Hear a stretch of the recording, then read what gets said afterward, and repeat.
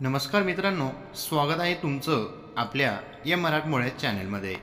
मित्रांनो, प्रत्येक व्यक्ती कोणत्या ना कोणत्या समस्येने वेढलेली आहे. कुणाला पैशाची कमतरता आहे, तर कुणाला आरोग्याच्या समस्या आहेत. अनेक प्रयत्न करूनही घरात पैसा राहत नाही. प्रत्येक व्यक्तीला आयुष्यात पैसा कमवायचा असतो. तसेच कौटुंबिक गरजा भागवण्यासाठी कठोर परिश्रम करून पैसा कमवावा लागतो. त्यातच आपण सर्वजण भविष्यातील काही गरजा लक्षात घेऊन नेहमी पैशाची बचत करत असतो. मात्र काही केल्यास पैशांचे आर्थिक नियोजन नीट होत नाही. यासाठी काही पद्धती अवलंबणे महत्त्वाचं आहे. आजच्या या लेखात आम्ही तुम्हाला ज्योतिषशास्त्रानुसार काही उपायांबद्दल सांगणार आहोत, ज्यामुळे तुम्हाला कधीही पैशाची समस्या उद्भवू शकत नाही.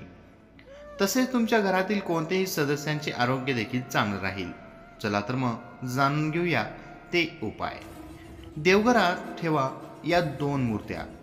ज्योतिषशास्त्रानुसार तुमच्या देवघरात या दोन मूर्त्या ठेवल्यास तुम्हाला कधीच पैशाची कमतरता भासणार नाही. तसेच या देवघरात या मूर्त्या ठेवल्याने घरात सुरू असलेल्या कोणत्याही प्रकारच्या अडचणी समस्या दूर होतील. तसेच घरात आर्थिक नियोजन देखील योग्य पद्धतीने होते. मग जाणून घेऊया देवघरात देवी देवतांच्या कोणत्या दोन मूर्ती ठेवायला हव्यात. देवी लक्ष्मी आणि भगवान कुबेराची मूर्ती.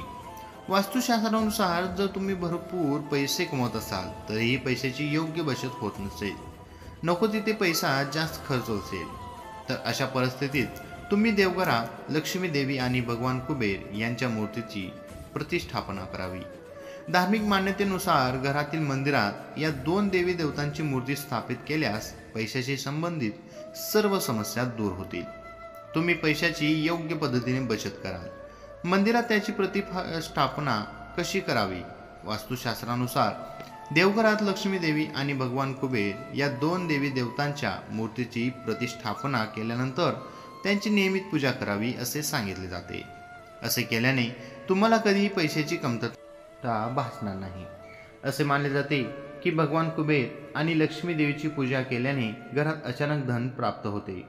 त्याचबरोबर व्यक्ती नेहमी आनंदी राहतो. आरोग्याच्या समस्या देखील दूर होतात.